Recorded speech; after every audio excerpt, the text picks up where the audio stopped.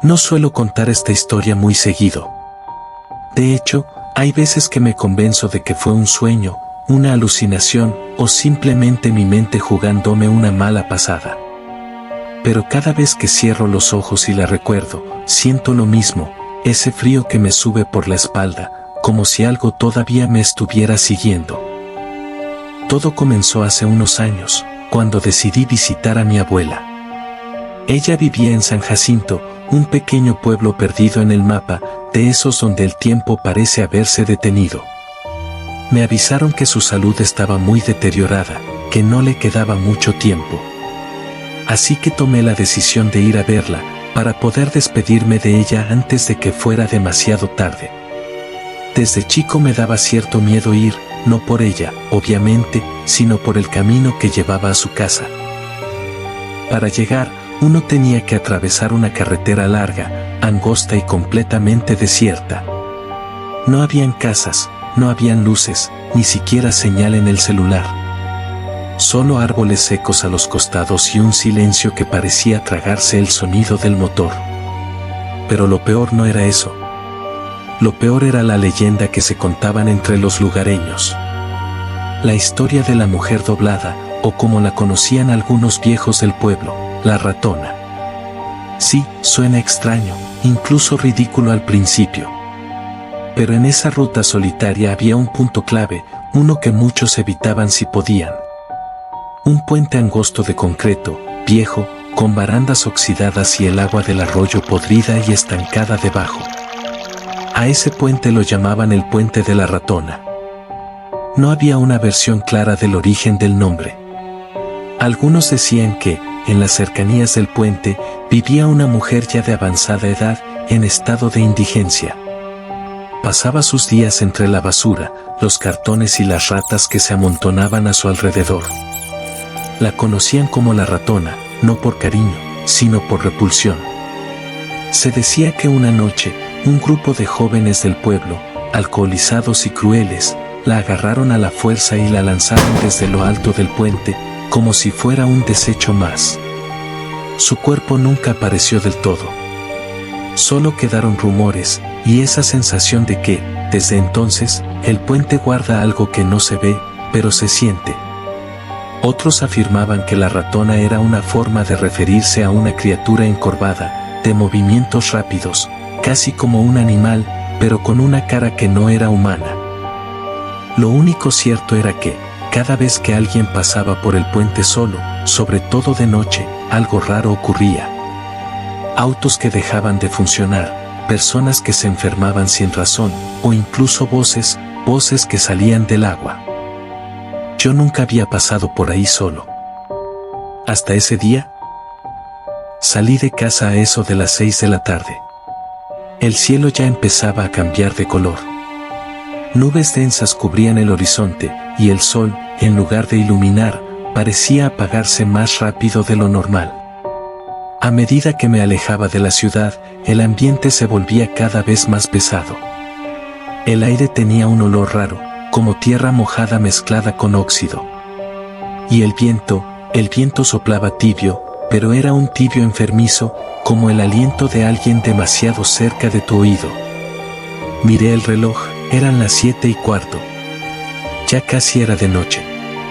Y ahí fue cuando la ruta cambió. De un momento a otro, la carretera se volvió más angosta. Los árboles a los costados estaban secos, algunos torcidos, como si quisieran huir del camino. Las marcas en el asfalto se desvanecían y no había señales de tránsito. Todo era gris. Incluso el cielo parecía haber perdido color. Sabía que estaba cerca del tramo que más odiaba. El Puente de la Ratona. Podría haber intentado ir por otro lado, pero en esa zona no había muchas opciones. Era el camino más directo, y además, no quería perder tiempo. Algo en mí me urgía llegar. Como si un reloj invisible marcara una cuenta regresiva, y no me diera margen para detenerme. Los minutos se hicieron eternos. Iba concentrado, con las manos apretadas al volante, sin música, sin distracciones. Solo el motor y mi respiración. y en cierto punto me di cuenta de que estaba conteniendo el aire. Y entonces lo vi. El puente. Oscuro, viejo, solitario. Como una cicatriz abierta en medio del camino.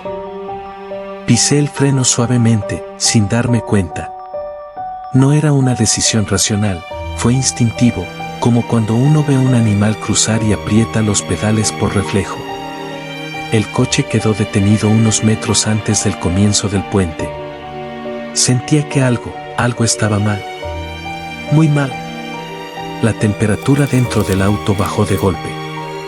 Como si alguien hubiera abierto una puerta invisible y el invierno se hubiese colado por una rendija que no existía. Los vidrios se empañaron de la nada. Y fue entonces que la vi. Parada justo al borde derecho del puente, como esperándome.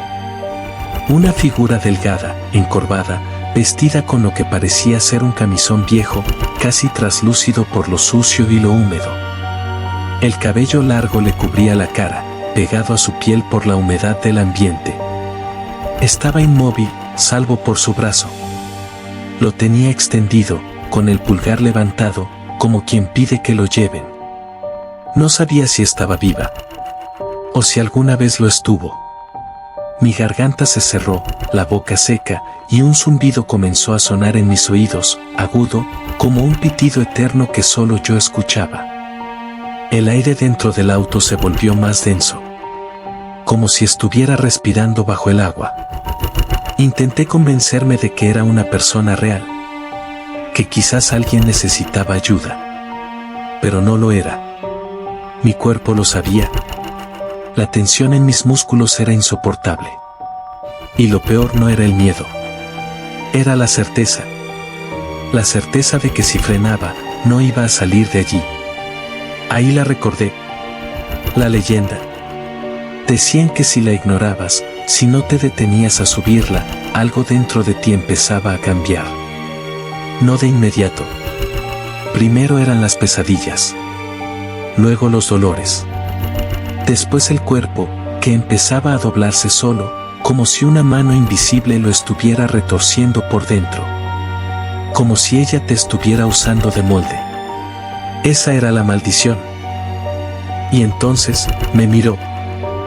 No sé cómo, porque su pelo aún le cubría gran parte del rostro. Pero lo supe. Lo sentí. Esa mirada, fue como si alguien hubiera metido los dedos en mi cabeza. Como si me hubiera sacado una foto del alma. Y sonrió. Dios mío, cómo sonrió. Esa sonrisa no era humana. Era como si su mandíbula se abriera demasiado, como si la boca se extendiera más allá de los límites normales. Como una grieta en la carne. Mi pie se movió solo. Aceleré, pero el auto no respondió de inmediato. Tardó un segundo en arrancar. Un segundo que duró una eternidad. Y cuando por fin comenzó a avanzar, sentí que algo se despegaba del asfalto, algo que había estado bajo el auto. No miré por los espejos. No quería verla ahí. Pero la sentí. Sentí el peso. El aire en el coche cambió de nuevo. Ya no era frío. Era putrefacto. Una mezcla de humedad, tierra y carne podrida. Era un olor que no había olido nunca, pero que aún hoy podría reconocer con los ojos cerrados. Era como si todo el aire estuviera hecho de muerte. Y entonces, no tuve que mirar el espejo. Lo supe. Estaba atrás. La sentía en mi nuca. Su respiración. Su risa. O lo que fuera ese sonido. Una especie de chirrido húmedo, mezclado con algo más, como el chillido de una rata ahogada. Empezó bajo. Luego fue subiendo. Hasta que llenó todo el coche. Todo mi cráneo. Todo mi ser. Las luces del auto empezaron a parpadear. El motor falló. Aceleraba, pero era como si algo lo estuviera sosteniendo desde atrás.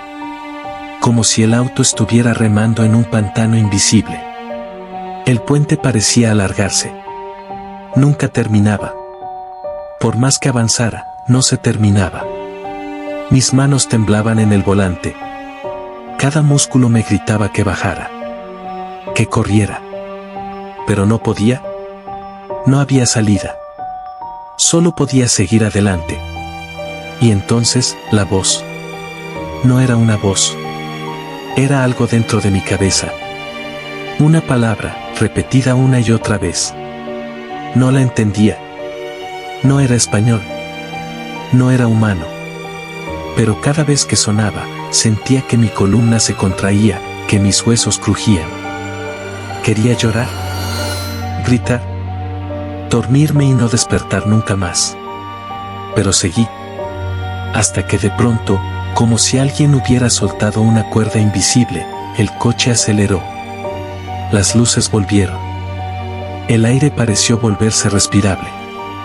Y adelante, entre la neblina, vi las primeras casas. San Jacinto. El pueblo.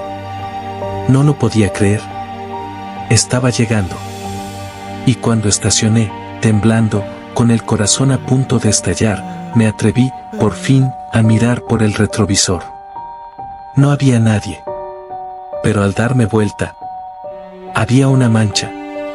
Oscura, viscosa. Extendida sobre el asiento trasero, como una marca de humedad podrida que se movía apenas. Como si respirara. El olor me golpeó como una bofetada. Y al tocarme la espalda, lo sentí. La marca. Como una mano de fuego. Como un sello. Como si me hubiera quedado algo de ella, para siempre.